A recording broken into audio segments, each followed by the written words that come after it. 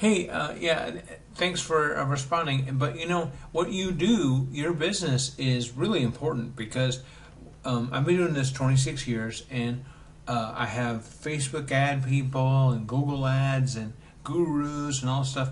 And every single one of them miss the most important part.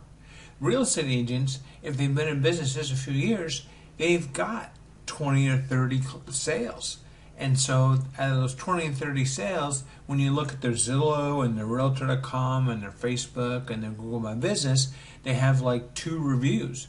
Well, for those like you and I that are in the know, if real estate agents have 6 reviews on Zillow and they get 20 reviews on Google My Business, the phone magically starts to ring and they get more business. And if you look at it, take 2 people, look whether it's a real estate agent or a plumber, and 2 people are looking for a job. The one that you go on the internet and you see all these reviews and all this buzz and all this stuff, they're going to get more conversion in regards to what they're advertising or whatever however they're going out and getting business.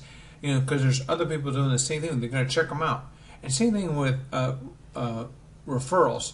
Joe refers Jill to Glenn Tremain, and the first thing she does is she looks on the internet, and if she sees nothing versus Glenn Tremain with 100 reviews and all this other stuff, she's gonna be more apt to doing that. So in his question, definitely all the things you wrote, but then on the social media for these places, they should also have reviews. So, and it's this guy's friend. So he should get the campaign going, and some people should input about that, but he should automatically get his client list and then put them into Zillow asking for reviews, Realtor.com asking, all that stuff. Get that done at the same time, and then he'll get more conversion. So anyway, thanks for responding.